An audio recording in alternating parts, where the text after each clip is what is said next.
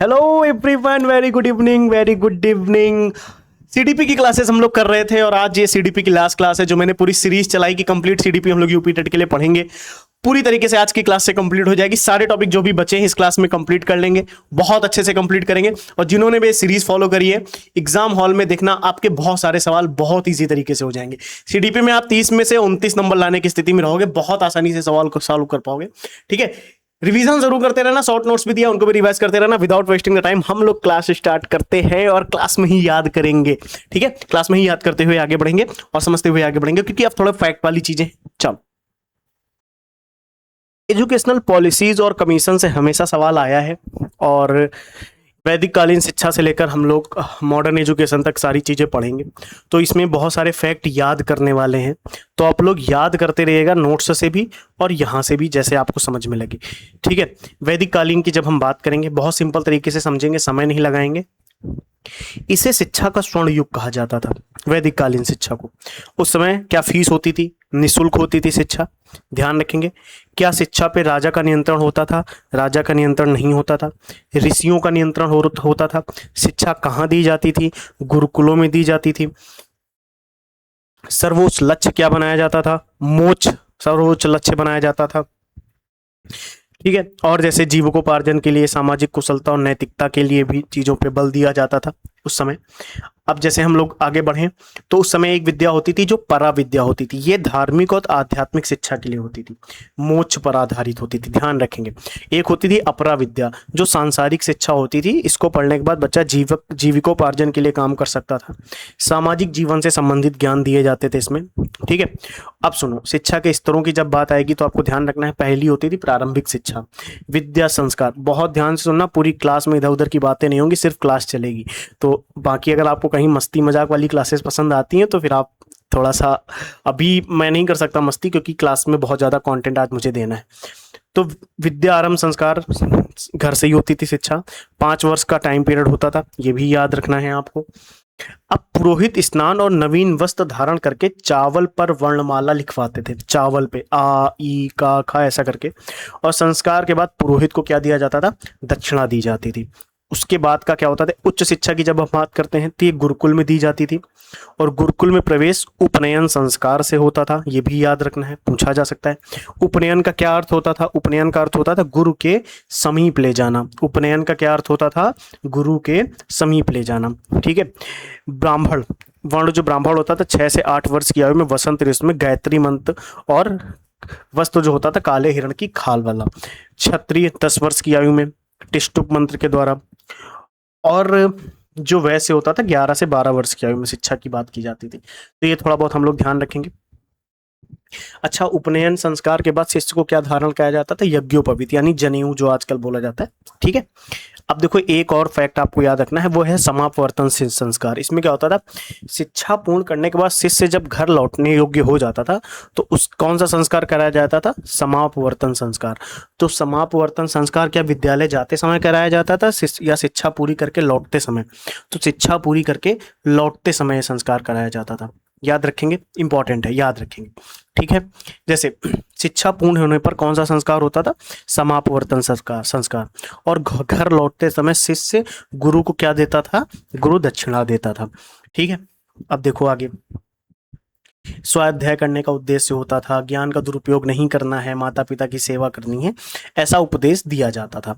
ये भी आपको याद रखना है। अब जैसे कुछ इंपॉर्टेंट विद्यार्थी के नाम, जैसे ब्रह्मचारी, कुलवासी, अंतेवासी, द्विज, ये विद्यार्थी के अन्य नाम होते थे। द्विज का क्या अर्थ होता है? द्विज का अर्थ होता है दूसरा जन्म, ये भी याद रखना है। ठीक है, अब जैसे कोई पूछे एक वेद के अध्ययन में कितना समय लगता था, तो 12 वर्ष का समय लगता था। तो चारों वेदों में कितना समय लग जाएगा? 48 वर्ष। ठीक है, तो प्रमुख केंद्र कौन कौन से होते थे जहां वेदों की शिक्षा दी जाती थी? तो प्रयाग, काशी, कांची। स्त्री शिक्षा बहुत उन्नत थी उस समय, अपेक्षाकृत अच्छी शिक्षा दी जाती थी, स्त्रियों के लिए शिक्षा अनिवार्य थी उस समय। ठीक है, अब जैसे आगे कुछ फैक्ट देखते हैं, जैसे अपाला हो गई, घोषा हो गई, गार्गी हो गई, मांडवी हो गई, ये वैदिक काल की विदुषी महिलाएं थी जिन्हें बहुत नॉलेज था और ऐसा कह सकते हैं बहुत विद्वान टाइप की थी, उनके बहुत ज्ञान था उनके पास, ठीक है। उस समय आय का स्रोत क्या होता, तो लोग भिक्षाटन करते थे, राजकीय सहयोग मिलता था इन गुरुकुलों को, ठीक है, गो दक्षिणा मिलती थी। क्या लिखित परीक्षा होती थी, तो ये भी आप लोगों को ध्यान रखना है, उस समय लिखित परीक्षा नहीं होती थी, मौखिक निर्णय के आधार पर ही व्यवस्था की जाती थी, लेकिन कठोर दंड होता था, ये भी ध्यान रखना है आपको, ठीक है। साफ सफाई करना, गुरु माता की सहायता करना, भिक्षाटन करना, ये सारे काम होते थे, दिन के काम होते थे। जैसे होता नहीं, अहिंसा न करना, अहिंसा का पालन करना, मतलब चोरी नहीं करना है, सारी चीजें पालन किया जाता था। छोटी छोटी चीजें हैं, याद होती जाएंगी, बहुत सरल है, ये बहुत सरल है जो भी अभी देख रहे हैं। जिसको एक वेद का ज्ञान हो जाता था वो क्या कहलाता था, स्नातक। जिसको दो वेदों का ज्ञान हो जाता था वो क्या कहलाता था, वसु। जिसको तीन वेद का ज्ञान हो जाता था वो क्या कहलाता था, रुद्र। और जिसको चार वेदों का ज्ञान हो जाता था वो क्या कहलाता था, आदित्य। उस समय भी कई सारी विधियां चलती थी। एक होती थी अनुकरण विधि, यानी अनुकरण करके सीखो। मनन विधि मतलब चिंतन करो, आपस मन ही मन में सोचो। एक होती थी रटंत विधि, ये एक ऐसी विधि होती थी पुनरावृत्ति पर जोर दिया जाता था। एक होती थी वाद विवाद विधि, ये तर्क पे जोर देती थी। वाद विवाद विधि किस पे जोर देती थी, तर्क पे। एक होती थी करके सीखने पे, यानी कम कार्य करो तब सीखो, ठीक है। एक होती थी व्याख्यान विधि, यानी गुरु जो होता था वो व्याख्या करके समझाता था। तो ये विधियां होती थी। तो विधियां फिर भी ना पूछे आपसे, आप लोग ये ध्यान रखना, वेदों के ज्ञाता को, एक वेद के ज्ञाता को क्या कहा जाता था, स्नातक। दो वेदों के ज्ञाता को क्या कहा जाता था, वसु। तीन वेदों के ज्ञाता को रुद्र। चार वेदों को ज्ञाता को आदित्य, ठीक है। चलिए अब देखो, शिक्षण को मुख्यतः अमनोवैज्ञानिक माना गया क्योंकि अधिकांश विद्यार्थी निष्क्रिय सोता रहते थे। ऐसा माना जाता था कि जो वैदिक काल की शिक्षा होती थी अमनोवैज्ञानिक थी। बौद्ध काल में हम क्या देखते हैं, समावेशी शिक्षा देखने को मिली। इसमें वर्ण व्यवस्था का स्थान नहीं था। बौद्ध शिक्षा में क्या वर्ण व्यवस्था का स्थान था, नहीं, ठीक है। बौद्ध कालीन शिक्षा में जो शिक्षा होती थी राज्य के नियंत्रण से मुक्त रहती थी, राज्य का कंट्रोल नहीं होता था। बौद्ध मठों में शिक्षा दी जाती थी, ठीक है, ध्यान रखेंगे, बहुत इंपॉर्टेंट पॉइंट है। मठ पूरे देश में फैले होते थे और उनका एक प्रधान संघ भी होता था, ठीक है। अब देखो, जैसे कोई चांडाल हो गया, भ्रष्ट व्यक्ति हो गया या कोई अपंग व्यक्ति है, तो उसको शिक्षा के लिए कोई प्रावधान नहीं किया गया था बौद्धकालीन शिक्षा में। अच्छा, बौद्धकालीन शिक्षा किस भाषा में होती थी, तो पाली भाषा में। कुछ स्थानों में संस्कृत में भी और बाद में प्राकृत भाषा का यूज होने लगा था, ठीक है। अब निर्वाण की प्राप्ति इसका उद्देश्य होता था। छोटे छोटे पॉइंट हैं, ये तो वही पॉइंट है जो हम देखे हैं। शिक्षा के जब स्तरों की बात करते हैं तो शिक्षा निःशुल्क थी, ठीक है। पहले सिद्धरस्तु नामक पोथी से शिक्षा दी जाती थी। उसमें 49 अक्षर होते थे, उनमें वर्णमाला, प्रारंभिक व्याकरण, गणित, ये सारी चीजें सिखाई जाती थी। क्लियर है, आगे देखते हैं। इसी में जैसे बहुत छोटे छोटे पॉइंट्स आते हैं जो हमें ध्यान रखने हैं। जैसे एक पॉइंट आता है, ये तो हम देख चुके हैं, उच्च शिक्षा में शुल्क लिया जाता था। उच्च शिक्षा कौन सी दी जाती थी, जैसे गणित, विज्ञान, ठीक है। अब आपको ध्यान रखना है, जैसे अभिधम्म पिटक पूछे, सुत्त पिटक पूछे, विनय पिटक पूछे, ये किससे संबंधित है, बौद्ध धर्म से संबंधित है। इनके माध्यम से ही अध्ययन कराया जाता था, ठीक है। अब एक जो आपको बहुत इंपॉर्टेंट याद रखना है, एक होता था प्रवज्जा संस्कार। प्रवज्जा संस्कार ये बौद्ध धर्म में दीक्षा संस्कार होता है, प्रारंभिक दीक्षा संस्कार। इसके थ्रू क्या होता था कि बालक को सांसारिक जीवन से छोड़कर गुरु या मठ गुरु के पास या मठ में शिक्षा के लिए भेज दिया जाता था, ठीक है। उस समय प्रवज्जा संस्कार के लिए आयु कितनी मानी जाती थी, 6 से 8 वर्ष। सिर मुंडवा दिया जाता था, पीले वस्त्र धारण करा दिए जाते थे, और 3 मंत्र होते थे, बुद्धम शरणम गच्छामि, धम्मम शरणम गच्छामि, संघम शरणम गच्छामि। ये शरणत्रयी अगर आपसे पूछे तो शरणत्रयी में ये 3 मंत्र यूज किए जाते थे, ठीक है, ये भी ध्यान रखना है। अच्छा, बौद्धकालीन शिक्षा में जो मठों में सब बालक शिक्षा ग्रहण कर रहे होते प्रवज्जा संस्कार के बाद, उन्हें क्या कहा जाता था, उन्हें श्रमण या सामनेर कहा जाता था। शिक्षक क्या कहलाते थे, शिक्षक उपाध्याय कहलाते थे। शिक्षक को क्या कहा जाता था, उपाध्याय। एक होती थी 10 शिक्षा पद्धानी, मतलब इसमें क्या होता था, 10 नियम दिए गए हैं। तो इस 10 शिक्षा पद्धानी से क्या मतलब है, 10 नियम, ठीक है। क्लियर, इसमें अहिंसा, किसी की निंदा न करना, हमेशा सच सच बोलो, नशा पानी ना करो, है ना, कोई पराई वस्तु ग्रहण नहीं करनी है, श्रृंगार की सामग्री का यूज नहीं करना है, महंगी वस्तुएं दान में नहीं लेनी है। ये सारी चीजें नियम बताए जाते थे 10 शिक्षा पद्धानी में। तो ये वही 10 नियम है ना। जैसे होता था सदाचार का पालन करो, आहार समय से लो, शुद्ध आचरण रखो, आहार समय से लो, मनोरंजन का त्याग कर दो, ये चीज ध्यान रखनी है आपको। तो अच्छा, ये बताओ, बौद्ध काल में शिक्षा की अवधि लगभग 12 से 15 वर्ष तक मानी जाती थी, और शिक्षा पूर्ण होने पर घर लौट भी सकते थे या फिर भिक्षु भी बन सकते थे बालक। अब आगे देखते हैं। एक होता था उपसंपदा संस्कार, ये देखो यहाँ पे लिखा है। इस संस्कार में क्या होता था कि ये संस्कार बौद्ध धर्म में वो दीक्षा होती थी जिसके द्वारा भिक्षु को आजीवन के लिए संघ का पूर्ण सदस्य बनाया जाता था। तो आप इतना ध्यान रखो कि उपसंपदा संस्कार किससे संबंधित है, तो बौद्ध धर्म से संबंधित है। ठीक है, उपसंपदा संस्कार किससे संबंधित है, तो बौद्ध धर्म से संबंधित है। एटलीस्ट हम लोग इतना ही याद रख लें, है ना। इसमें क्या होता था, जब शिक्षा दी जाती थी, दीक्षा दी जाती थी, तो जो जिसको भी मिलती थी ये दीक्षा, तो भिक्षु को आजीवन के लिए संघ का पूर्ण सदस्य बनाया जाता था। आजीवन ब्रह्मचारी रहने की शपथ दिलाई जाती थी और त्रिपिटक का ज्ञान दिया जाता था। त्रिपिटक पता है, सुत्त पिटक, विनय पिटक, अभिधम्म पिटक, वही ये 3 पिटक आते हैं। ठीक है, ठीक है, आगे देखते हैं। 5 प्रकार की विद्याओं का भी अध्ययन कराया जाता था विद्यार्थी के सर्वांगीण विकास के लिए। एक होती थी शिल्प विद्या, ये होती थी व्यवसायिक विद्या। ठीक है, व्यवहारिक कौशल विद्या होती थी। एक होती थी हेतु विद्या। हेतु विद्या का मतलब होता था तर्कशास्त्र, तर्क विश्लेषण कराया जाता था। एक होता था आध्यात्म, धार्मिक शिक्षा होती थी। बुद्ध का ज्ञान, धर्म का ज्ञान, संघ का ज्ञान, ये सब, नैतिकता का ज्ञान, इन सब पे आध्यात्मिक शिक्षा दी जाती थी। एक होता था चिकित्सा, चिकित्सा विद्या, जिसमें औषधि और चिकित्सा का ज्ञान कराया जाता था। ठीक है, जड़ी बूटियों का ज्ञान कराया जाता था, उपचार की शिक्षा दी जाती थी। एक होती थी व्याकरण। एक कौन सी शिक्षा होती थी, एक शिक्षा होती थी शब्द विद्या, जिसको व्याकरण, उसमें व्याकरण की शिक्षा दी जाती थी। याद रखेंगे, तो ध्यान रखना है 5 प्रकार की विद्याएं होती थी। कितने प्रकार की विद्याएं होती थी, 5 प्रकार की विद्याएं होती थी। ठीक है, क्लियर है, थोड़ा बहुत समझ में आ रहा होगा, सरल है, चीजें याद करने वाली ज्यादा हैं। ऐसे ही एक होती थी स्त्री शिक्षा। तो आपको ये ध्यान रखना है, संघ में महिलाओं का प्रवेश नहीं था। बौद्धकालीन शिक्षा में स्त्री की, महिलाओं का प्रवेश नहीं होता था। बाद में शिक्षा के लिए भी महिलाओं को अधिकार मिल गया था। महिलाओं का प्रवेश बौद्ध मठों के, मतलब ऐसा है कि ऐसा माना जाता था कि बौद्ध मठों में जब से महिलाएं आई, मठों का पतन होने लगा। अच्छा, कुछ प्रमुख केंद्र भी रहे हैं, वल्लभी, विक्रमशिला, नालंदा, तक्षशिला, है ना। और परीक्षा प्रणाली कैसी होती थी, मौखिक। और वैदिक काल के समय में शिक्षण विधियां प्रचलित थी, मतलब वैदिक काल के समान जो शिक्षण विधियां होती थी ये इस समय भी प्रचलित थी, बुद्धकालीन में भी। आगे देखते हैं।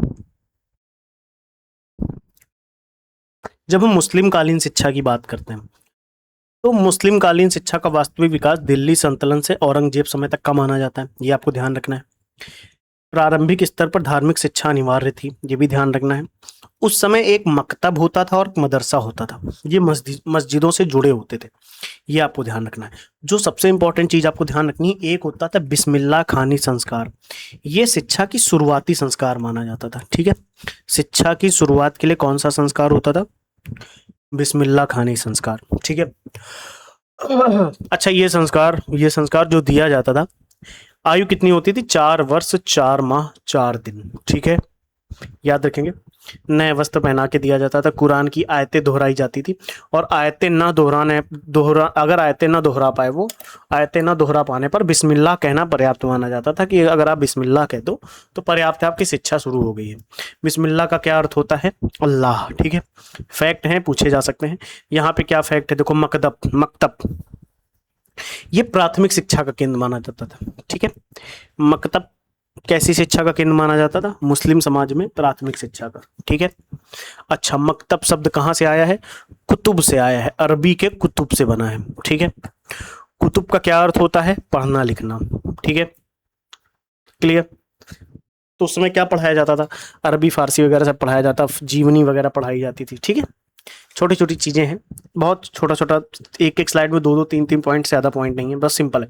एक मदरसा होता था, ये उच्च शिक्षा के लिए जाना जाता था। ठीक है, अच्छा, मदरसा शब्द कहां से बना है, अरबी के दरस से बना है, अरबी के दरस से बना है। इसका क्या अर्थ होता है, भाषण देना। इसका क्या अर्थ होता है, भाषण देना। तो इसमें कई शिक्षाएं होती थी, भूगोल, गणित, वनस्पति, व्यवसाय, राजनीति शास्त्र, सब पढ़ाया जाता था इसमें कहीं ना कहीं। ठीक है, धार्मिक शिक्षा भी इसी के अंतर दी जाती थी। ठीक है, चलिए, उस समय कुछ उपाधियां होती थी। एक उपाधि होती थी आमिल, ये धर्म और साहित्य में निपुण, इस्लामी धर्म में और इस्लामी साहित्य में निपुण व्यक्तित्व को दी जाती थी। एक होता था काबिल, जो इस्लामी साहित्य में निपुण है उसे, एक होता था फाजिल, ये उपाधि है, ठीक है, जैसे ये कौन सी उपाधि, आमिल, वैसे ही एक उपाधि काबिल, वैसे ही एक उपाधि फाजिल। ये तर्कशास्त्र और दर्शन में निपुण व्यक्ति को दिया जाता था, ठीक है। एक होता है रियाजी, ये गणित में निपुण व्यक्ति को दिया जाता है, ठीक है। क्लियर, सीधे पूछा जा सकता है आपसे, सीधे। क्लियर, चलिए। अच्छा, उस समय शिक्षा का माध्यम भाषा में देखा जाए तो अरबी और फारसी होता था, ये आपको याद रखना है। क्या रटने पे जोर दिया जाता था? हाँ, रटने पे ज्यादा जोर दिया जाता था, ठीक है। पर्दा प्रथा के कारण बालिकाएं जो होती थी उनको शिक्षा नहीं मिल पाती थी, ये आपको ध्यान रखना है। कुछ विशेषताएं होती थी, जैसे लिखित परीक्षा नहीं होती थी, उस्ताद की संस्तुति जरूरी होती थी प्रोन्नति के लिए, है ना। और गरीब छात्रों को वस्त्र, भोजन, छात्रवृत्ति वगैरह दी जाती थी। प्रमुख शिक्षा केंद्र भी रहे हैं आगरा, बदायूं, दौलताबाद। तो ये छोटी छोटी चीजें हैं। जैसे अब बहुत इंपॉर्टेंट पॉइंट पे आते हैं, जो चार्टर एक्ट है 1813, यहाँ से कुछ इंपॉर्टेंट फैक्ट्स अपने शुरू होते हैं जो मॉडर्न इंडिया से रिलेटेड है, बहुत इंपॉर्टेंट है। आधुनिक शिक्षा का जनक किसको माना जाता है? चार्ल्स ग्रांट को माना जाता है। सीधे नाम पूछा जा सकता है, तो ध्यान रखेंगे, सीधे पूछा जा सकता है। आधुनिक शिक्षा का जनक किसे माना जाता है? चार्ल्स ग्रांट को, सीधे पूछा जाएगा, कोई घुमा फिरा के सवाल नहीं आएगा, सीधे पूछ लिया जाएगा आधुनिक शिक्षा के जनक कौन है, ठीक है, ध्यान रखेंगे। इन्होंने शिक्षा के लिए कानूनी और वित्तीय प्रावधान भी किए।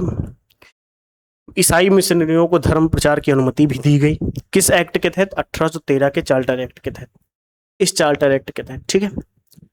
और इसमें धारा 43 क्या कहती थी? भारतीय विद्वानों के प्रोत्साहन एवं भारतीय साहित्य के पुनरुद्धार के लिए 1 लाख रुपए का वार्षिक अनुदान सुनिश्चित किया गया था, चार्टर एक्ट 1813 के अंतर्गत धारा 43 के तहत, ठीक है। 1843 के चार्टर की धारा 43 में क्या लिखा था कि भारतीय विद्वानों को प्रोत्साहन देना है और भारतीय साहित्य का पुनरुद्धार करना है, तो इसलिए हम 1 लाख रुपए की घोषणा करते हैं, वार्षिक अनुदान दिया जाएगा, ठीक। ये समझ में आया? चलिए, सिंपल है चीजें, बिल्कुल टफ नहीं है, अगर ध्यान से भी देखेंगे आप लोग। देखो, प्राच्य पाश्चात्य विवाद क्या होता है? धारा 43 में भारतीय विद्वान एवं साहित्य शब्दों की स्पष्टता, मतलब प्राच्यवादी व्यक्ति कौन कौन रहे हैं, जैसे प्रिंसेप, विल्सन, लॉर्ड मिंटो। ये धनराशि संस्कृत एवं अरबी साहित्य के विकास पे खर्च हो, ऐसा उन्होंने बोल दिया। ओरिएंटलिस्ट मान रहे थे संस्कृत और अरबी पे, लेकिन जो पाश्चात्यवादी थे जैसे लॉर्ड मैकाले, राजा राम मोहन राय, ये क्या कह रहे थे? अंग्रेजी माध्यम और ज्ञान विज्ञान पे खर्च किया जाए पैसा, क्योंकि स्पष्ट क्या नहीं किया गया कि भाई विद्वान और साहित्य कौन सा, कोई कह रहा संस्कृत साहित्य, कोई कह रहा अरबी साहित्य, कोई कह रहा अंग्रेजी, कोई कह रहा विज्ञान, तो ये स्पष्ट नहीं हुआ था, ये विवाद चलता रहा। और 1833 का जो चार्टर आया है उसमें 1 लाख, जो पहले 1813 में 1 लाख रुपए दिए जा रहे थे शिक्षा व्यवस्था पे खर्चा करने के लिए, उन 1 लाख को बढ़ा के कितना कर दिया गया? 10 लाख। तो 1 लाख को 10 लाख बढ़ा के किस एक्ट में किया गया? तो 1833 के एक्ट में, ध्यान रखेंगे, ठीक है। अच्छा, लॉ मेंबर का पद जोड़ा गया था, ये भी ध्यान रखना है, किस एक्ट के तहत? 1833 में, ठीक है। लॉर्ड मैकाले इसी पद पे भारत आया था, ये भी ध्यान रखना है, ठीक। अच्छा, मैकाले का विवरण पत्र कब आ रहा है? 1835 में आ रहा है, ठीक। मैकाले का जो विवरण पत्र है ये कब आया है? 1835 में आया है। मैकाले भारत कब आया है? 10 जून 1834 में। मैकाले भारत कब आया है? 10 जून 1834, ठीक है। और 2 फरवरी 1835 को विलियम बेंटिक को अपना प्रस्तुत किया है विवरण पत्र, किसने? मैकाले ने, ठीक है। आगे देखते हैं, मैकाले ने कुछ तर्क दिए। उन्होंने कहा कि धारा 43 के अंतर्गत धनराशि अपनी इच्छा से किसी भी उद्देश्य पर खर्च कर सकता है। कौन? Governor general. मैकाले ने बोला है कि धनराशि का अधिकार किसके पास होगा? गवर्नर जनरल के पास, और गवर्नर जनरल जहां पैसा खर्चा करना चाहेगा वहां करेगा, ठीक है। अंग्रेजी माध्यम से शिक्षित भारतीय भी विद्वान हैं और वे आधुनिक ज्ञान को समझने व समाज के उत्थान में सहायक हो सकते हैं, ऐसा मैकाले ने कहा। तो अंग्रेजी साहित्य को प्राथमिकता दी जानी चाहिए क्योंकि यह आधुनिक विज्ञान और तर्क से परिपूर्ण है, ऐसा मैकाले ने बोला। उसे ये नहीं पता था कि संस्कृत उससे भी कहीं ना कहीं आगे थे। तो एक जो कथन है, ये कथन किसने कहा है कि यूरोप के एक अच्छे पुस्तकालय की एक अलमारी भारत और अरब के संपूर्ण साहित्य से अधिक मूल्यवान है।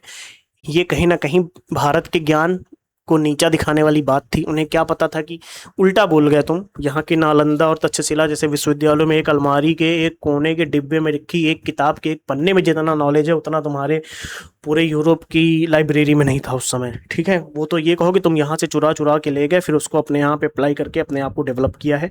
ठीक है, यहाँ के तक्षशिला विद्यालयों को आग लगाई गई, नालंदा को जलाया गया।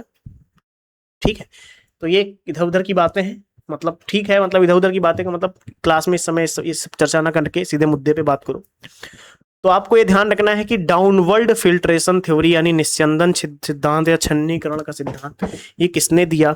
तो ये मैकाले लेकर आया था। इसको अधोगामी निस्यन नीति भी कहा जाता है कि पहले शिक्षा उच्च वर्ग को शिक्षा देकर शिक्षा को नीचे पहुंचाओ, ऐसा उसने बोला। लेकिन शिक्षा संसाधनों में कम लोगों तक शिक्षित कर शिक्षा का प्रसार करना था।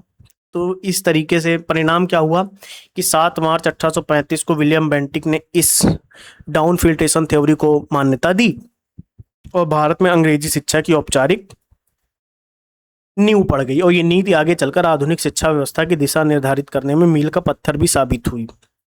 लेकिन डाउनवर्ड फिल्ट्रेशन थ्योरी के तहत आपने देखा होगा कि बहुत अच्छी एजुकेशन नहीं हुई। ऑकलैंड घोषणा कब हो रही है? तो आप ध्यान रखना है 24 नवंबर 1839, सीधे याद रखना है। An addition sum of ₹31,000 is hereby appropriate for the encouragement of oriental literature. मतलब ओरिएंटल लिटरेचर के लिए, प्राच्यवादियों के लिए 31,000 रुपए अतिरिक्त आवंटित किए जाएंगे, ऐसा बोला गया था। लेकिन आप सीधे याद रखो ऑकलैंड घोषणा कब हो रही है? 24 नवंबर 1839। कितने रुपए की घोषणा की बात की गई थी? 31,000 रुपए की घोषणा की बात की गई थी। किसके लिए की गई थी? तो प्राच्यवादियों के लिए की गई थी। सीधा याद रखो और ज्यादा परेशान ना हो। क्या हुआ? प्राच्य विवाद समाप्त हुआ था, निस्यंदन नीति जारी रही। ठीक है, ठीक, चलिए। एक होता है वुड का घोषणा पत्र। ये कब आता है? ये आया है 1854 में। सीधे पूछा जाएगा कब आया है, तो 1854 में आया है। वुड डिस्पैच इसको बोला जाता है। इसे भारतीय शिक्षा का मैग्ना कार्टा भी कहा जाता है। वुड के घोषणा पत्र को क्या कहा जाता है? वुड के घोषणा पत्र को क्या कहा जाता है? भारतीय शिक्षा का मैग्ना कार्टा। अच्छा, जो वुड डिस्पैच था इसके अध्यक्ष कौन थे? चार्ल्स वुड थे। तिथि क्या थी? 19 जुलाई 1854। वुड डिस्पैच की जो डेट है वो है 19 जुलाई 1854। इसमें कितने अनुच्छेद थे? तो 100 अनुच्छेद थे। सीधे पूछा जा सकता है कितने आर्टिकल्स थे? 100। अब इस 100 आर्टिकल्स में मैं 2 मिनट रुक के पानी पी लेता हूँ बच्चा, ठीक है।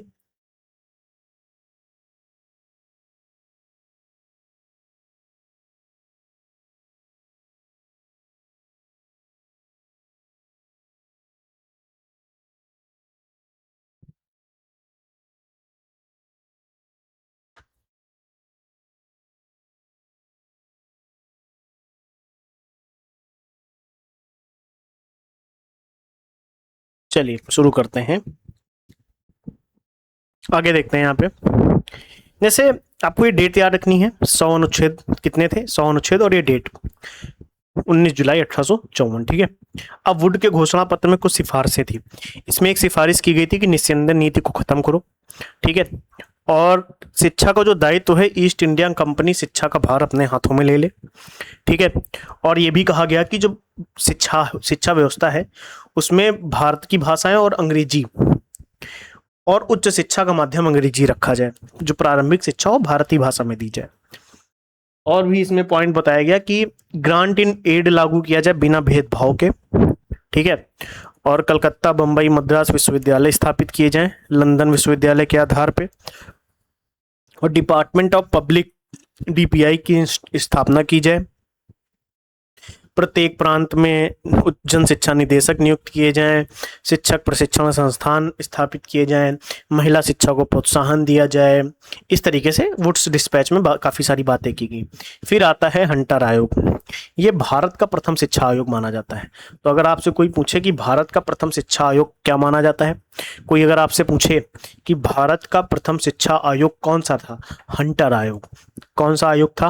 हंटर आयोग। बहुत इंपॉर्टेंट है। इसके अध्यक्ष कौन रहे हैं? William Hunter. ठीक है, 3 फरवरी 1882 को हंटर आयोग का गठन हुआ है, ये भी ध्यान रखना है। 3 फरवरी 1882। याद रखेंगे। हंटर आयोग का गठन कब हो रहा है? 3 फरवरी 1882।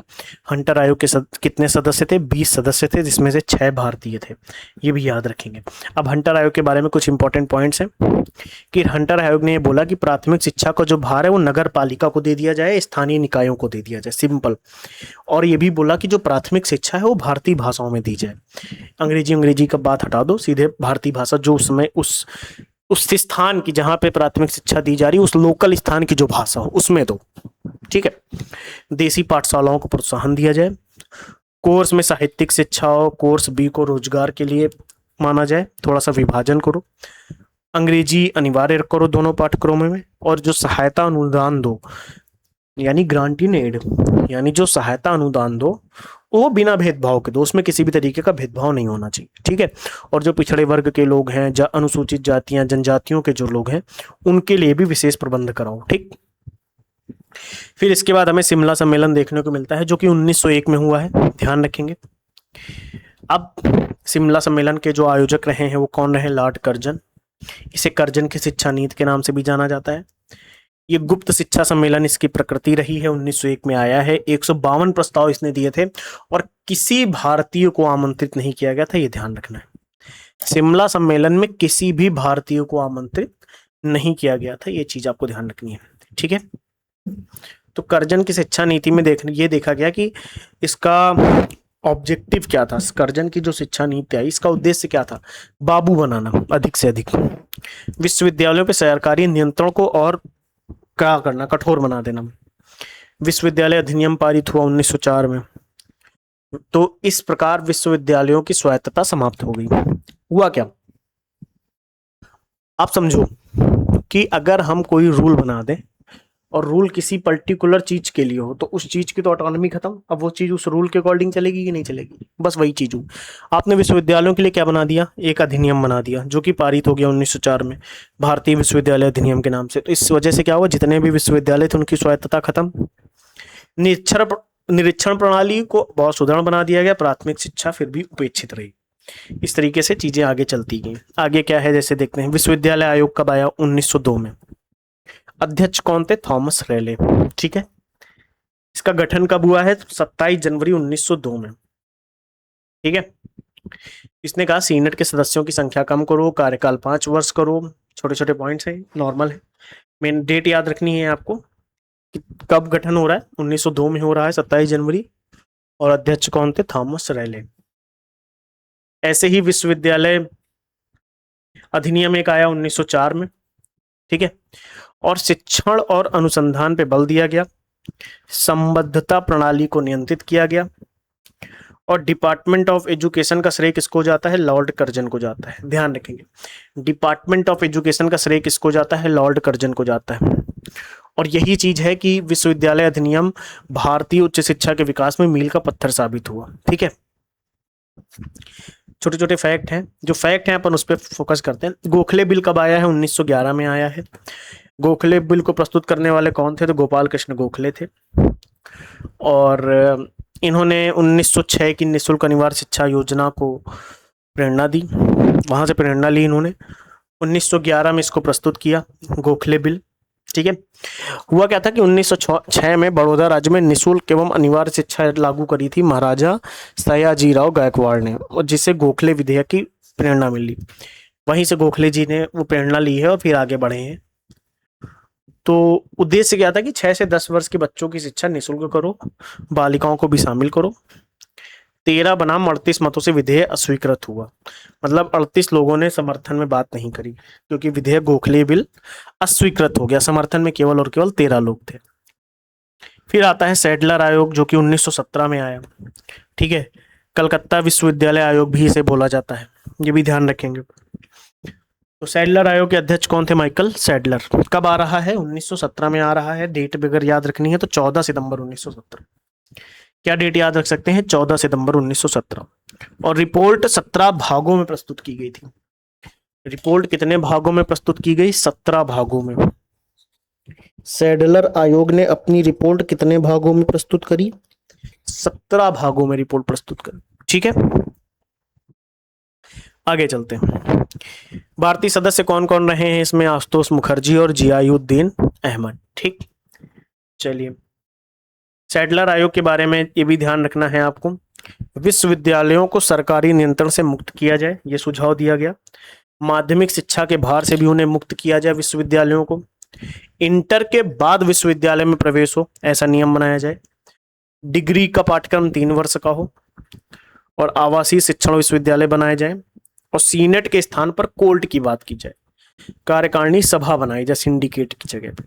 ये कुछ नियम उन्होंने दिए थे, लेकिन अपने को बहुत ज्यादा जो याद रखना है, कम से कम ये याद रखो, सैडलर आयोग आ कब रहा है, कौन अध्यक्ष है और किस नाम से जाना जाता है ना। एग्जाम के पॉइंट ऑफ व्यू से ये ज्यादा इंपॉर्टेंट है। ऐसे ही एक हार्टोंग समिति थी, ये 1929 में आई। इसके अध्यक्ष कौन थे? फिलिप हार्टोंग। 1929 में आई है ये भी ध्यान रखना। इसने क्या सुझाव दिए कि प्राथमिक शिक्षा कम से कम 4 वर्ष हो, ठीक है, और वेस्टेज एंड स्टैग्नेशन पे कंट्रोल किया जाए। शिक्षकों के वेतन और सेवा में सुधार किया जाए।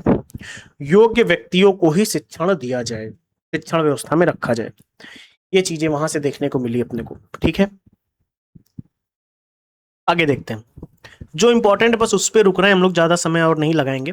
जो इंपॉर्टेंट है उस पर समय देंगे। जैसे वर्धा योजना कब आ रही है? 1937 में आ रही है। वर्धा योजना को बेसिक शिक्षा के नाम से भी जाना जाता है, बुनियादी तालीम के नाम से जाना जाता है, आधारभूत शिक्षा के नाम से जाना जाता है, नई तालीम के नाम से जाना जाता है। तो these are the names. Mahatma Gandhi प्रतिपादक रहे हैं, ठीक है। अब जैसे एक समिति है जाकिर हुसैन समिति, ये कब आ रही है? 1937-38 में, ठीक है, ठीक है। वर्धा सम्मेलन ध्यान रखेंगे 22-23 अक्टूबर 1937। जाकिर हुसैन समिति कब आई? 1937-38 में आई है। वर्धा योजना को इसने विस्तृत रूप दिया है। 7 से 14 वर्ष को निःशुल्क शिक्षा की बात करी। इसमें शिक्षा को उत्पादन व रोजगार से जोड़ने की बात करी, हैंडीक्राफ्ट को बढ़ाने की बात करी, चीजों को व्यवसायिक जीवन से या वास्तविक जीवन से जोड़ने की बात करी है, ठीक है।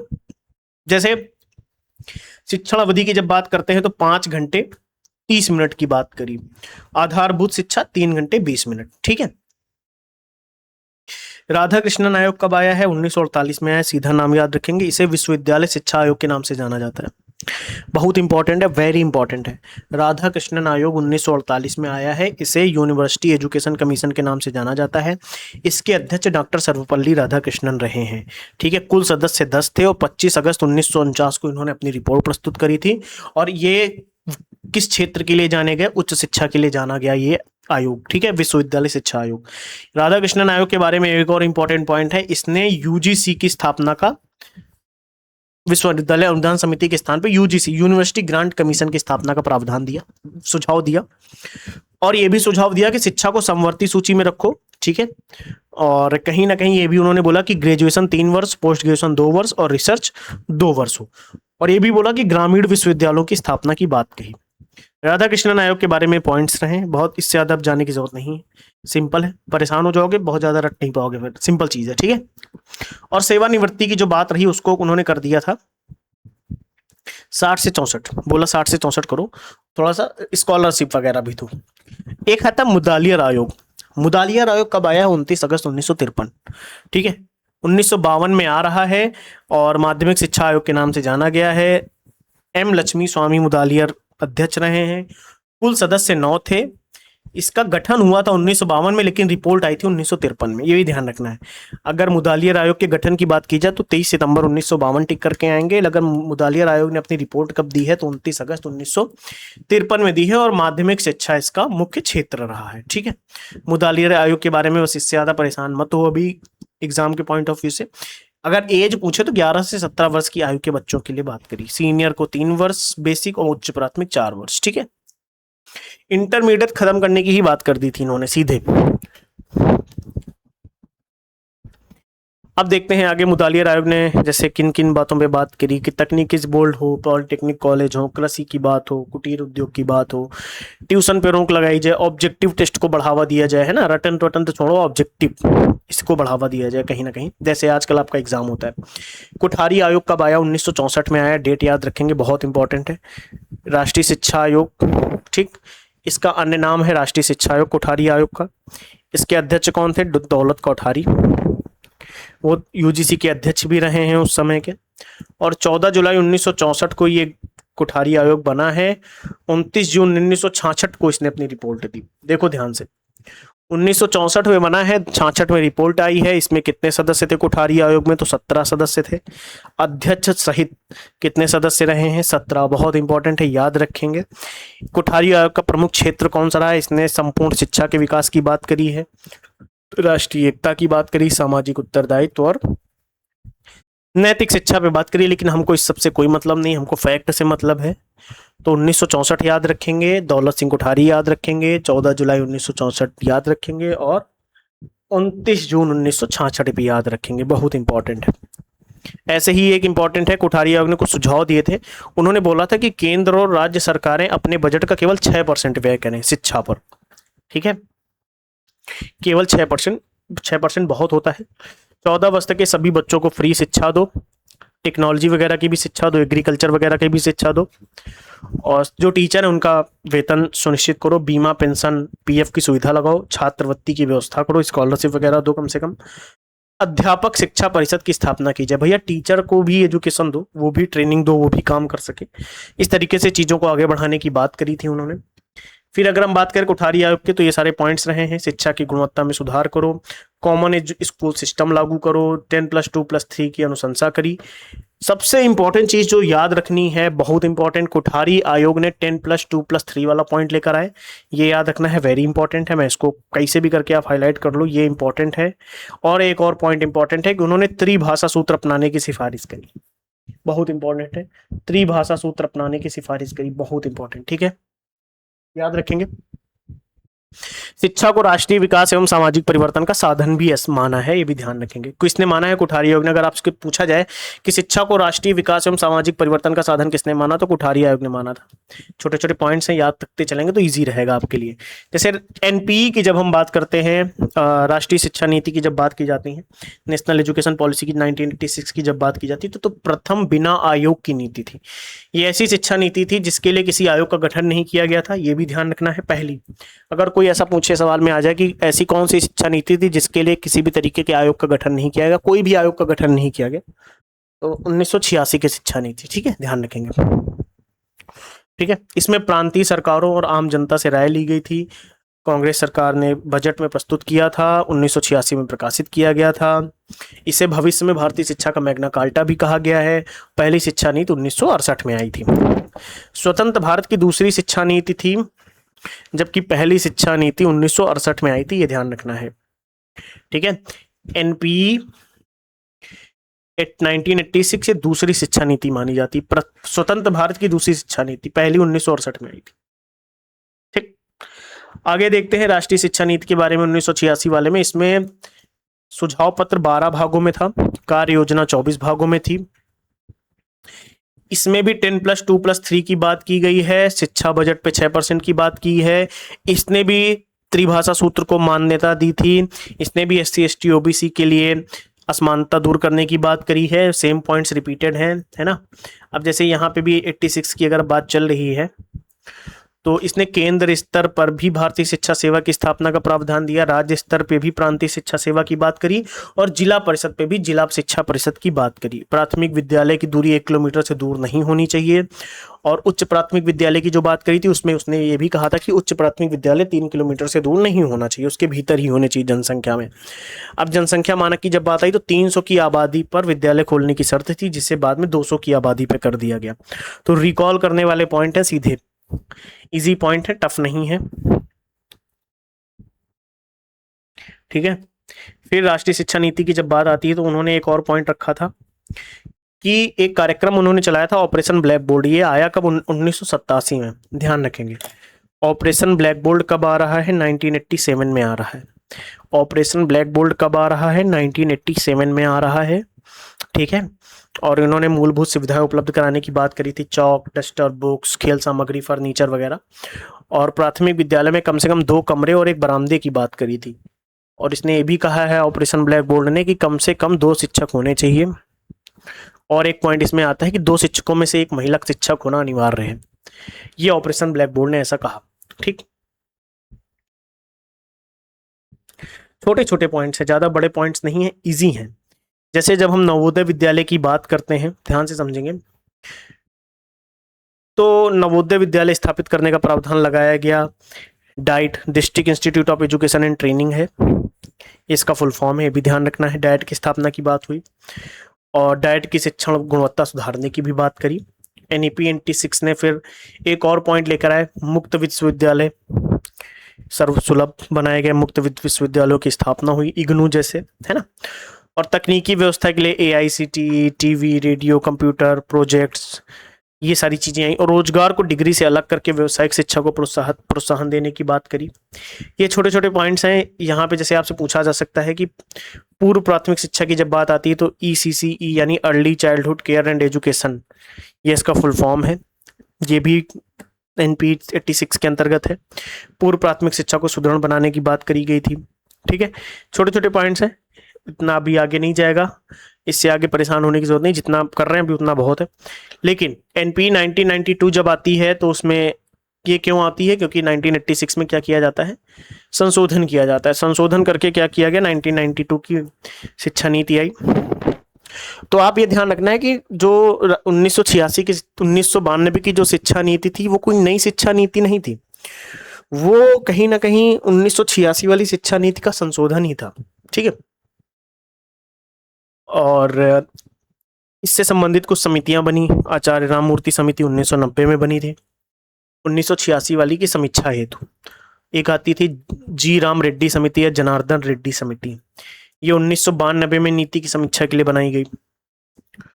और दूरस्थ शिक्षा पर केंद्र परामर्श समिति, इस समिति को इस नाम से भी जाना जाता है, मतलब इस समिति को इस नाम से हम जानते हैं, जी राम रेड्डी समिति को केंद्र परामर्श समिति के नाम से भी जाना जाता है। और संयुक्त रिपोर्ट समिति 1992 की संशोधित नीति ही कहा जाता है इसे। तो ये वही पॉइंट है, रिपीट हो रहे हैं यहाँ पे ज्यादातर।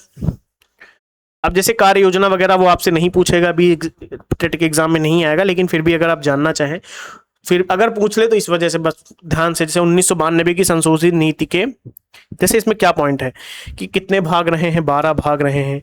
इस नीति के कार्य योजना को 23 भागों में बांटा गया है ना। नीति संरचना की जब बात आए, 10+2+3, इसमें जैसे 10+2+3 शिक्षा प्रणाली के अंतर्गत +2 11वीं और 12वीं को पूरे देश में स्कूली शिक्षा का अंग बना दिया गया है ना। और ऑपरेशन ब्लैक बोर्ड को उच्च प्राथमिक स्तर तक लागू किया गया। प्राथमिक विद्यालयों में सुविधाओं के मानकों को बढ़ाया गया। 2 कमरों के स्थान पर 3 कमरे कर दिए गए। 2 शिक्षकों के स्थान पर 3 शिक्षक किए गए। 1 बरामदे का प्रावधान हमें वैसे ही रखा गया। छोटे छोटे पॉइंट्स अपडेट होते गए। ये वही पॉइंट है जो अभी हम लोग देख के आए हैं, समिति उमिति। ये 1 पेजर नोट है पूरा, इसमें सारी चीजें एडेड हैं। आप चाहो तो इसका स्क्रीनशॉट ले सकते हो, वरना शॉर्ट नोट्स में मैंने ऑलरेडी सब कुछ ऐड करके दिया है, परेशान होने की जरूरत नहीं है। अब आगे देखते हैं, हम लोग इसके आगे चलते हैं। NCF बहुत इंपॉर्टेंट टॉपिक है यार, बहुत इंपॉर्टेंट टॉपिक है ना। NCF हमेशा सवाल आया है यहाँ से। तो ये कब आया है, नेशनल करिकुलम फ्रेमवर्क 2005 में आया है, और ये भारत का चौथा NCF है। ठीक है, सबसे पहले 1975 में आया, फिर 1988 में आया, फिर 2000 में आया। ठीक है, तो ये भी ध्यान रखना है, इसको NCERT द्वारा बनाया गया था, ये भी ध्यान रखना है। और जो नेशनल करिकुलम फॉर फ्रेमवर्क है, किसकी अध्यक्षता में बना है, तो एस पाल का नाम याद रखेंगे। ठीक है, और रविन्द्रनाथ टैगोर के निबंध सभ्यता एवं प्रकृति से इसकी प्रेरणा ली गई है। इसे संविधान की 8वीं अनुसूची की 22 भाषाओं में अनुवादित भी किया गया है NCF को। और एसपाल समिति 1993 की रिपोर्ट शिक्षा बिना बोझ पर आधारित है, यानी लर्निंग विदाउट बर्डन पर आधारित है। यानी जो NCF है किस पे आधारित है, शिक्षा बिना बोझ के जो रिपोर्ट है एसपाल की, उस पे आधारित है, ये एसपाल की रिपोर्ट पे। अब इसमें जैसे कुछ चीजें हमको ध्यान रखनी है, ये रचनावाद के सिद्धांत पे आधारित है ना। ये गतिविधियों पे ज्यादा जोर देता है, बच्चे को क्या कहता है कि निष्क्रिय प्राप्त करता है, ये भी ध्यान रखना है। ये जीन पियाजे, लेव वाइगोत्स्की, जेरोम ब्रूनर, इस विचारधारा से संबंधित रहा है। छोटे छोटे पॉइंट्स हैं, ये भी ध्यान रखेंगे अपने को। अब जैसे इसमें से रटने वाला पॉइंट अभी यहाँ पे कुछ नहीं है। जैसे इन्होंने 5 गाइडिंग प्रिंसिपल दिए हैं कि स्कूल को बाहरी जीवन से जोड़ो, रटन प्रणाली खत्म करो, है ना। पाठ्य चर्चा का पाठ्य पुस्तक केंद्रित ना हो, मोटी किताबें ना हो, ऐसा मतलब। परीक्षा को लचीला बनाओ, प्रजातांत्रिक मूल्य लेकर आओ, बिना बोझ के सिखाओ, लोड मत दो बच्चे के अंदर। इस तरीके की चीज़ों को इन्होंने प्रमोट किया है। ये वही पॉइंट है जो लिखे हैं। जैसे इसमें इन्होंने ये भी माना कि शिक्षक जो है वो फैसिलिटेटर है, सुविधादाता है, शिक्षार्थी जो है वो अन्वेषक है, वो ज्ञान का निर्माण करता है और लर्निंग बाई डूइंग करके सीखता है ना। फिर यहाँ से जैसे आपको देखना है लर्निंग बाय डूइंग, निरीक्षण विधि, परीक्षण विधि, सामूहिक विधि, विस्तृत विधि, ज्ञात से अज्ञात, मूर्त से मूर्त, यानी टीचिंग मेथड पे इन्होंने फोकस किया कहीं ना कहीं। ये अभी इतना अपने को नहीं देखना है, लेकिन अपने को जो की पॉइंट याद रखना है वो ये कि बहुभाषावाद को एसेट माना। ठीक है, उन्होंने ये भी बोला कि प्राथमिक स्तर पर जो शिक्षा हो मातृभाषा में दी जाए। अंग्रेजी सिखाने का उद्देश्य बहुभाषावाद को बढ़ाना है, ये भी ध्यान रखना है। और गणित शिक्षण का उद्देश्य बालकों की सोच का गणितीकरण करना होना चाहिए। एनसीएफ ने माना है कि गणित की शिक्षा इसलिए दी जाए कि शिक्षा का गणितीकरण हो सके। ठीक है, इसके माध्यम से समस्या समाधान को प्रमोट किया गया। और ये भी ध्यान रखना है कि तार्किक क्षमता का विकास किया गया है और कहीं ना कहीं रचनात्मकता को भी बढ़ाया गया है, दैनिक जीवन से जोड़ा गया है, ये भी ध्यान रखेंगे आप लोग। ठीक है, ये छोटे छोटे पॉइंट्स हैं, इसमें बहुत ज़्यादा अभी नहीं है, जो मतलब ये सारे पॉइंट्स पूछे जा सकते हैं बल्कि, लेकिन ऐसा नहीं है कि आप याद ना कर पाओ, समझ ना पाओ। ऐसा भी उसने बोला एनसीएफ ने कि भैया कक्षा 8 तक कोई लिखित परीक्षा नहीं होनी चाहिए, अवलोकन हो, मूल्यांकन हो, गतिविधि आधारित हो, और 10वीं की जो बोर्ड परीक्षा है ऐच्छिक ऑप्शनल होनी चाहिए। परीक्षा के अतिरिक्त पोर्टफोलियो को बढ़ावा दिया जाए, सेल्फ असेसमेंट को बढ़ावा दिया जाए, ऐसा उन्होंने बोला है एनसीएफ ने। कोई गृह कार्य नहीं होना चाहिए, एनसीएफ बोलता है। एनसीएफ क्या बोलता है कि कोई गृह कार्य नहीं होना चाहिए। ये किसने कहा है? एनसीएफ ने कहा है। तो ये छोटे छोटे पॉइंट्स हैं, आप देख के समझ जाओगे कि हाँ ये एनसीएफ ने कहा। एग्जाम में आएगा ना जिस दिन सामने, उस दिन देख के समझ जाओगे।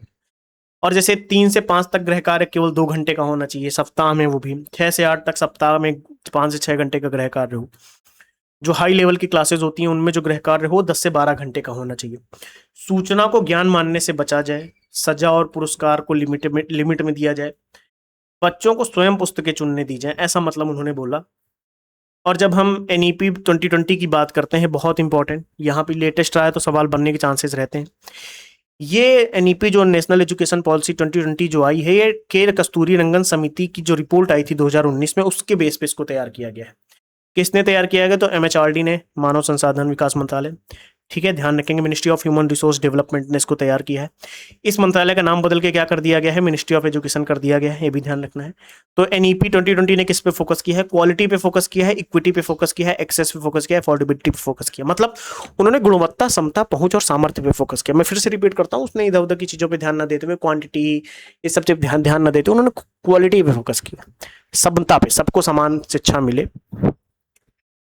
और रटने वाली शिक्षा ना हो, ऐसा उन्होंने बोला है। जीवन उपयोगी शिक्षा होनी चाहिए। अब यहीं पे वही चीज आ जाती है कि इन्होंने एनईपी में आप देखोगे कैप मॉडल लेके आया गया है, यानी कॉग्निटिव, जो कि हम पढ़ के आए थे, याद है आपको, effective and psychomotor. Cap model लेके आए थे जो केवल और केवल डेवलपमेंट नहीं बल्कि होलिस्टिक डेवलपमेंट पे जोर देता है ना। एनईपी में एक रूल नया आया था, जैसे आपको यहाँ पे कुछ छोटे छोटे फैक्ट्स याद रखने हैं। किसके आधार पे आया था, किस मंत्रालय ने गठन किया है, किस पे फोकस चल रहा है, ठीक है, कौन सा मॉडल यूज हुआ है। अब इसमें शिक्षा नीति जो आई, जैसे 10+2+3 को रिप्लेस करके क्या लाया गया? 5+3+3+4। ठीक है, 3 से 8 वर्ष तक की आयु के बच्चों के लिए फाउंडेशन होना चाहिए 5 वर्ष, और आंगनवाड़ी शिक्षा, खेल गतिविधियां, ये सारी चीजें होनी चाहिए। फिर प्रिपरेटरी होना चाहिए 8 से 11 वर्ष में, कक्षा 3 से कक्षा 5 के बीच में खोज आधारित अधिगम हो। फिर 11 से 14 वर्ष में आप मिडिल क्लास में लेकर आओ उसको, कक्षा 6 से कक्षा 8 तक। फिर 14 से 18 वर्ष की उम्र में उसको सेकेंडरी कक्षा में लेके आओ, कक्षा 9 से कक्षा 12 तक। ठीक है, क्लियर हुआ है पॉइंट यहाँ तक? तो यहाँ थोड़ा सा पॉइंट ध्यान रखेंगे, F5 3+3+4 की बात यहाँ पे की गई है, ध्यान रखेंगे। 5 3+3+4, 5 3+3+4। ठीक है, क्लियर है? चले, अब यहाँ पे जो छोटे छोटे पॉइंट हैं कि लैंग्वेज पॉलिसी की जब बात आती है तो कम से कम कक्षा 5 तक शिक्षा का जो माध्यम होना चाहिए मातृभाषा होना चाहिए। ठीक है, इसने भी बहुभाषावाद को एक एसेट माना है और इससे बोला है कि बहुभाषावाद से संज्ञानात्मक लाभ होते हैं। इसने भी त्रिभाषा सूत्र को माना और ये भी बोला कि त्रिभाषा सूत्र लचीलेपन से है, लेकिन किसी भी बच्चे पे कोई भाषा थोपी ना जाए। ऐसा नहीं कि बच्चे से कहा जाए तुमको ये भाषा पढ़नी ही पढ़नी, ऐसा नहीं होना चाहिए, है ना। सीधी बात करी कि बच्चे पे भाषा थोपी ना जाए, बच्चा चाहता तो भाषा सीखे। सांकेतिक भाषा को मानकीकृत किया जाए, संस्कृत को सभी स्तरों में विकल्प के रूप में जरूर रखा जाए, कोई बच्चा संस्कृत पढ़ना चाहे तो पढ़े। ठीक है, अब ये वही पॉइंट है यहाँ पे, जैसे आपको ये ध्यान रखना है, परख बहुत इंपॉर्टेंट। एक केंद्र मूल्यांकन के लिए एक नया राष्ट्रीय आकलन केंद्र स्थापित किया गया जिसका नाम रखा गया परख, और इसका फुल फॉर्म आपसे पूछा जा सकता है performance assessment review and analysis of knowledge for holistic development. मैं कह रहा हूँ कुछ भी करना, ये पढ़ लेना एक बार, ठीक है, इसको एक बार ध्यान से देख लेना यार, मैं तो कहूँगा इतना स्क्रीनशॉट ले लो यार। और ये मूल्यांकन के लिए है, ठीक है, इसमें 360 डिग्री मूल्यांकन की बात की गई। जब आप होलिस्टिक डेवलपमेंट एंड समग्र मूल्यांकन की बात करते हैं तो कैप कहीं ना कहीं आ ही जाता है, कॉग्निटिव, इफेक्टिव एंड साइकोमोटर, इनका मूल्यांकन करने की बात आ ही जाएगी। तो आपको याद होगा self assessment, peer assessment, teacher assessment, ये हम लोग देख के आए हैं। क्रिएटिव असेसमेंट, सेल्फ असेसमेंट में क्या होता है, विद्यार्थी द्वारा स्वयं सीखने के आकलन पे जोर दिया जाता है, बल दिया जाता है। पीयर असेसमेंट में क्या होता है कि सहपाठियों द्वारा एक दूसरे के मूल्यांकन करके आगे बढ़ाया जाता है। टीचर द्वारा के शिक्षक असेसमेंट में क्या होता है, शिक्षक द्वारा सतत और नियमित आकलन को शामिल किया जाता है। और क्रिएटिव असेसमेंट में योगात्मक आकलन से हटकर रचनात्मक आकलन पे जोर दिया जाता है। ठीक है, यहीं पे छोटे छोटे पॉइंट हैं, जैसे रटंत्र प्रणाली नहीं करनी है, शिक्षक की भूमिका फैसिलिटेटर है, क्रिटिकल थिंकिंग पे जोर दिया जा रहा है, डिजिटल साक्षरता को बढ़ाया जाएगा, कोलैबोरेशन दिया जाएगा, क्रिएटिविटी, फ्लेक्सिबिलिटी, वही छोटे छोटे पॉइंट्स आएंगे। SDG है ना, इस पे जोर दिया जाएगा। सोशल एंड इकोनॉमिकली डिसएडवांस ग्रुप, ये फुल फॉर्म आप ध्यान रखना है CDGs का, इन पे जोर दिया जाएगा, है ना, और इन पर विशेष ध्यान दिया जाएगा। लैंगिक समानता को बढ़ावा दिया जाएगा, और कस्तूरबा गांधी बालिका विश्वविद्यालय का विस्तार कक्षा 12 तक किया जाएगा, ये भी ध्यान रखना इंपॉर्टेंट है। KGBV का विस्तार क्लास 12 तक किया जाएगा। तो ये हमारी शिक्षा नीतियों से संबंधित पॉइंट रहे हैं, और मैं फिर कहूंगा कि ये बहुत इंपॉर्टेंट चैप्टर रहा है जिसको हम लोगों ने बहुत कम समय में रिवाइज किया है। ठीक है, आप लोगों को लग रहा होगा मैंने तेज किया है, तो लगने दो, क्योंकि मुझे पता है कि इस क्लास को पढ़ाने में 3 दिन लगते हैं लोगों को, है ना, और मैंने 1 घंटे में इसको कराया है इस वजह से कि आपका रिवीजन हो। आप इसको 3 बार सुनोगे तो चीजें याद हो जाएंगी। मैंने सिर्फ उतनी क्लास तक सीमित रखा है ताकि आप बस 5 बार 6 बार रिवाइज कर लो। हम लोग नए टॉपिक पे चलते हैं, देखते हैं हमारा अगला टॉपिक है क्या, है ना। देखो ये जो टॉपिक है ये भी प्योर रटने वाला टॉपिक है, इसमें भी आपको धाराएं वगैरह याद होनी चाहिए, इंपॉर्टेंट। तो ये इसके शॉर्ट नोट्स मैंने ऑलरेडी दिए हुए हैं, तो क्या ये मैं इस क्लास में ना पढ़ाऊं? नहीं, ऐसा नहीं होगा, मैं इस क्लास में पूरा रिवाइज कराऊंगा चैप्टर आपको, लेकिन बस उतना जो बहुत इंपॉर्टेंट है, बाकी नोट्स से आप जरूर रिवाइज करिएगा। ठीक है, चलिए शुरू करते हैं, लेकर स्टूडेंट का नाम, प्रभु का नाम, हरि का नाम, पता नहीं अंताक्षरी जब बच्चे खेलते हैं ऐसे ही करते हैं। RTE 2009, ध्यान रखना है इसका पूरा नाम है निःशुल्क और अनिवार्य शिक्षा बाल शिक्षा अधिकार अधिनियम, अनिवार्य बाल शिक्षा का अधिकार अधिनियम 2009। ठीक है, 86वां संविधान संशोधन होता है 2002 में, संविधान के भाग 3 में। 81A, अनुच्छेद 81A जोड़ा जाता है, इसके थ्रू शिक्षा को मौलिक अधिकार बनाया जाता है, सभी को पता है, ये बताने की जरूरत नहीं है। 6 से 14 वर्ष की आयु के बच्चों के लिए फ्री शिक्षा की बात की गई, ध्यान रखेंगे, बहुत इंपॉर्टेंट है। तो अब ध्यान से सुनना है, RTE एक्ट कब आया? 2009 में आया। इसका फुल फॉर्म है right of children to free and compulsory education. कैसे आया है? 86वां संविधान संशोधन से आया है, ध्यान रखेंगे। RTE 2009 86वें संविधान संशोधन से आया है, ध्यान से ऐसे समझो।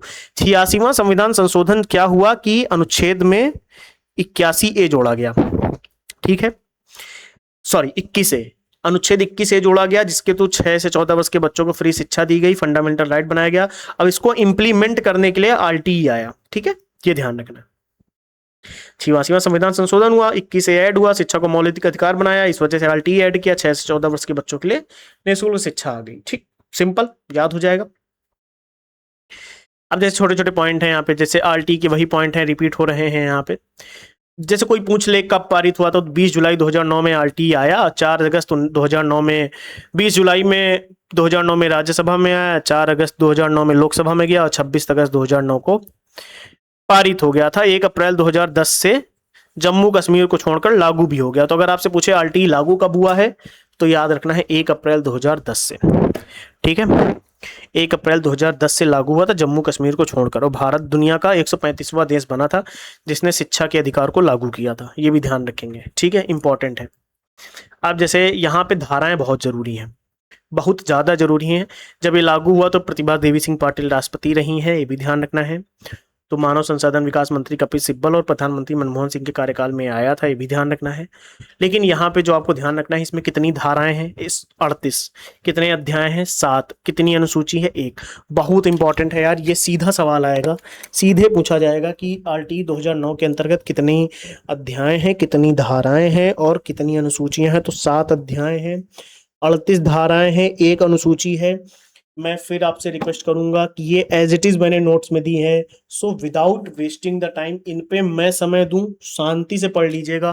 कुछ भी नहीं है इन धाराओं में, ये याद करने वाली हैं, ये सीधे की सीधे धाराएं लिखी हुई हैं, आपके नोट्स में ऑलरेडी मैंने दे दी हैं आपको। सो प्लीज कुछ भी करिएगा, इनको याद करिएगा, ठीक है। कुछ भी करके इनको याद करने की जिम्मेदारी आपकी है। मैं फिर कह रहा हूं, रिवाइज जितनी बार हो सके उतनी बार इनको रिवाइज करिएगा, ध्यान रखिएगा। ये मैं कराऊंगा तो आपको 1 घंटे लगेगा, इनको खुद कर लोगे तो ज्यादा अच्छे से रिवाइज कर पाओगे। इसलिए ये 38 धाराएं जितना अच्छे से हो सके रिवाइज, ठीक है। इनमें से कुछ इंपॉर्टेंट हैं जो मैं बता देता हूं आपको, थोड़ा सा इजी हो जाएगा आपके लिए। जैसे यहां पे अगर आप ध्यान से देखें, धारा 3 इंपॉर्टेंट है, ठीक है।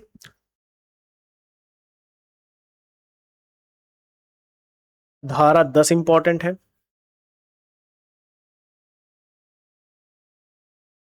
धारा 7 इंपॉर्टेंट है, ध्यान रखना है। धारा 6 भी इंपॉर्टेंट है। अब जैसे इसी में कुछ इंपॉर्टेंट और हैं, 11 तो इंपॉर्टेंट है ही, 13 भी इंपॉर्टेंट आ जाती है, और जैसे 20 इंपॉर्टेंट है, 17 इंपॉर्टेंट है, धारा 16 भी इंपॉर्टेंट है, धारा 21 और धारा 22 ऑल्सो वेरी इंपॉर्टेंट, ठीक है। अनुपात वाला पूछा जा सकता है तो धारा 25 भी याद रखेंगे। धारा 28 भी इंपॉर्टेंट हो जाती है, धारा 26, 28 हो गई यहाँ पे, ठीक है। और जैसे अब शिकायतों के निवारण वाली धारा, ये भी इंपॉर्टेंट है। किस धारा के अंतर्गत किस परिषद का गठन हो रहा है, ये भी ध्यान रखना है आपको। तो ये है इंपॉर्टेंट, और ये ना जितना आप बेटर तरीके से रिवाइज कर पाओ उतना बेटर है, क्योंकि मैं लाइन बाय लाइन ऐसे ही पढ़ दूं, कोई उद्देश्य नहीं बनेगा, आपको भी लगेगा कि यार क्या ही कर दिया है ना। ये धाराएं ऐसे ही ऐसे पढ़ के चले गए, आप इनको रिवाइज करिएगा मल्टीपल टाइम, ज्यादा बेटर रहेगा। आगे चलते हैं हम लोग, क्या कह रहा है देखते हैं। धाराएं हो गई हैं, यहाँ पे लिखा भी है कि पूर्णतः निषिद्ध गतिविधियों जैसे धारा 13, देखो मैंने बोला ना कि स्क्रीनिंग टेस्ट, कैपिटेशन फीस, इन पे रोक लगाई गई है, शारीरिक मानसिक दंड पे रोक लगाई गई है, गैर शैक्षणिक कार्यों पे रोक लगाई गई है, रोक लगाई गई है ना शिक्षकों को, लेकिन फिर भी करा ही दिए जाते हैं, जनगणना वगैरह में लगा ही दिया जाता है। प्राइवेट ट्यूशन नहीं पढ़ा सकते हैं शिक्षक लोग, ये सारे पॉइंट आपको मैंने बताए हैं। इसमें एक धारा है जो नो डिटेंशन पॉलिसी की बात करती है, ये भी उसी में है, आप पढ़ेंगे तो आपको पता लग जाएगा कि कक्षा 8 तक के बच्चों को फेल करने से मना किया गया है। और 3 जनवरी 2019 को धारा 16 में संशोधन किया गया था, कक्षा 5 और 8 में नियमित वार्षिक परीक्षा लेने का अधिकार दिया गया, अत्यधिक कमजोर होने पे बच्चों को फेल किया जा सकता है, ऐसा ऐड किया गया है, ध्यान रखना है, ठीक है। 3 जनवरी 2019 सॉरी 1919 नहीं 2019 में ये ऐड किया गया है, ठीक है, याद रखेंगे, छोटा पॉइंट है। अब ये धारा 21-22 आप लोग पढ़ना एक बार, है ना, कि एसएमसी के गठन की बात की गई है जिसमें 15-16 सदस्य होंगे। तो ये सीधे आपसे नहीं पूछेगा, हो सकता ना पूछे, लेकिन हो सकता पूछ भी ले, तो इस वजह से इतना ध्यान रखना है किस धारा के अंतर्गत बात की गई है। तो 21-22 ध्यान रखेंगे, ठीक है। महिलाओं की भागीदारी 50% होनी चाहिए। तो ये मैं जब शॉर्ट नोट से रिवीजन कराऊंगा तब मैं ऑलरेडी आपको ये करवा दूंगा, डोंट वरी, ये मैं ऑलरेडी शॉर्ट नोट से आपको अच्छे से रिवाइज कराऊंगा।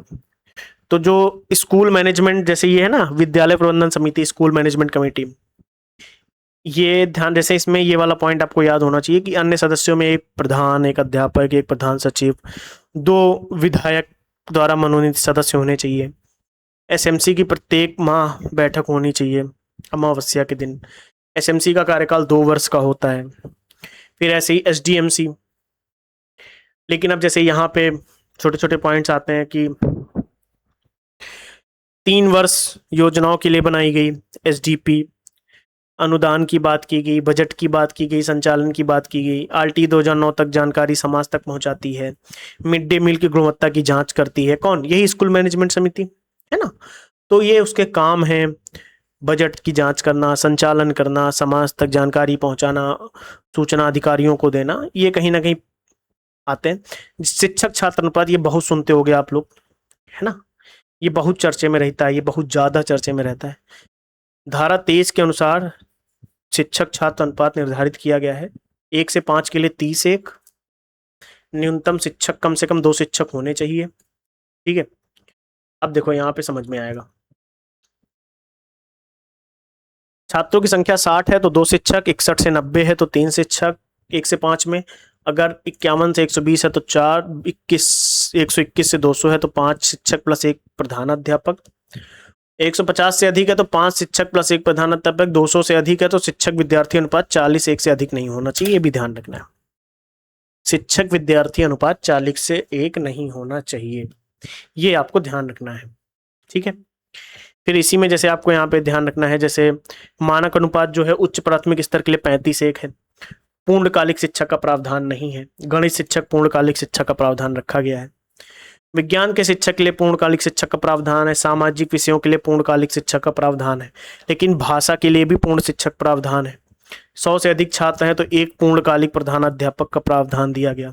ठीक है, 3 अंशकालिक शिक्षक के प्रावधान बनाए गए, जैसे कला, स्वास्थ्य, शारीरिक शिक्षा। तो ये छोटे छोटे पॉइंट है, इनको मैं शॉर्ट नोट से ज्यादा अच्छे से रिवाइज करवाऊंगा। क्यों मैं ऐसा पता क्यों बोल रहा हूँ, ध्यान से समझेंगे। इस जगह पे बहुत सारी चीजें ऐसी आ जाती हैं जो आपके काम में नहीं आएंगी अभी एग्जाम में। ठीक है, जैसे प्राथमिक स्तर पर न्यूनतम कार्य दिवस 200 दिन होना चाहिए, उच्च प्राथमिक स्तर पर 220 दिन, ये भी ध्यान रखना है। प्रत्येक शिक्षक को प्रति सप्ताह 45 घंटे कार्य करना अनिवार्य है। तैयारी के समय 45 घंटों में शिक्षण के साथ शामिल होता है, मतलब शिक्षण उसमें काउंट हो जाता है। जैसे ये एक एक्ट है, बहुत इंपॉर्टेंट है, right of person with disabilities, ये 2016 में आया और इसने पर्सन विद डिसेबिलिटी एक्ट 1995 का स्थान लिया। 7 प्रकार की अक्षमताएं इसमें शामिल थी और आरपीडब्ल्यूडी में 14 नई अक्षमताएं जोड़कर 21 कर दिया गया। 2016 में संसद में पारित हुआ था, 2017 में लागू हुआ था। राइट बेस्ड दृष्टिकोण माना जाता है। ये कैसा माना जाता है? राइट बेस्ड माना जाता है। इसमें भी निःशुल्क शिक्षा की बात की गई, अनिवार्य शिक्षा की बात की गई। ठीक है, सामान्य बच्चों की आयु सीमा 6 से 14, दिव्यांग बच्चों की 6 से 18, ध्यान रखेंगे। नौकरियों में आरक्षण 3% से बढ़ाकर 4% किया गया। 5% आरक्षण का प्रावधान किया गया शिक्षा में, ध्यान रखेंगे। बेंचमार्क डिसेबिलिटी की जब बात आती है तो इसमें 40% दिव्यांगता आवश्यक है। सरकारी योजनाओं और आरक्षण का लाभ प्राप्त करने के लिए न्यूनतम 40% दिव्यांगता आवश्यक है। दिव्यांग जनों के लिए सुगम्य पुस्तकालय बनाया गया है, ऑनलाइन भी शिक्षा मिल सकती है उनको, और 2022 तक 25 लाख दिव्यांग छात्रों को और व्यक्तियों को कौशल प्रशिक्षण देने का लक्ष्य निर्धारित किया गया था, ध्यान रखेंगे। देखो एक पॉइंट यहाँ पे मैं आपको क्लियर कर देता हूँ, यहाँ पे आप लोग परेशान नहीं होंगे। ये छोटे छोटे जो पॉइंट्स है ना यार, ये सारे इसमें जो ये 21 प्रकार की डिसेबिलिटीज है तो ये सीधे नहीं पूछी जाएंगी, इतना परेशान होने की जरूरत नहीं। 21 है, ये ध्यान रखना है आपको। ठीक है, 21 डिसेबिलिटीज हैं, ये ध्यान रखना है, यही बहुत है आपको। ठीक है, ये सारा हम लोग देख चुके हैं। अतिरिक्त समय, ब्रेल लिपि वगैरह, प्रोविजन अगेंस्ट द एक्ट की जो बात आती है ये भी अपने काम का नहीं है। ऑपरेशन ब्लैक बोर्ड भी हम लोग पढ़ चुके हैं, देख चुके हैं, और ऑपरेशनल ब्लैक बोर्ड वाली चीजें भी हम लोग देख चुके हैं। शॉर्ट नोट्स में ऑलरेडी ये एडेड है ना, तो परेशान होने की जरूरत नहीं है आपको। ठीक है, 2 कमरे, 3 कमरे, 1 बरामदा, ये सब चीजें हम आपको बता चुके हैं, तो ऐसी कोई परेशान होने वाली बात है नहीं। अब देखो यहाँ पे मैं आपको एक क्लैरिटी प्रोवाइड करता हूँ, ध्यान से सुनना है केवल आपको। जैसे अगला टॉपिक हमारा कौन सा है देख लेते हैं एक बार। अगला टॉपिक है हमारा जीवन कौशल, जो यूसुपर टेट का है, बल्कि इसको मैंने नोट्स में दिया है आपको, शॉर्ट नोट्स में। तो हम लोग एक काम करेंगे, ये 19 नंबर टॉपिक और 20 नंबर टॉपिक डायरेक्ट किसका है, ये सुपर टेट से रिलेटेड है थोड़ा सा। इसको हम लोग शॉर्ट नोट्स के फॉर्म में शॉर्ट नोट्स वाली क्लास में कर लेंगे। तो बहुत बच्चे परेशान हो रहे थे कि शॉर्ट नोट्स वाली क्लास नहीं ला रहे, कल से शॉर्ट नोट्स की क्लासेस आने लगेंगी, लेकिन ये जो आज के दो इंपॉर्टेंट टॉपिक्स मैंने कवर कराए हैं इसमें, इसको जरूर कर लीजिएगा, ठीक है। चलिए, thank you, take care, bye bye, मिलते हैं नेक्स्ट क्लास में। और शॉर्ट नोट्स के फॉर्म में चीजों को तेजी से रिवाइज करेंगे, ठीक है, चलिए।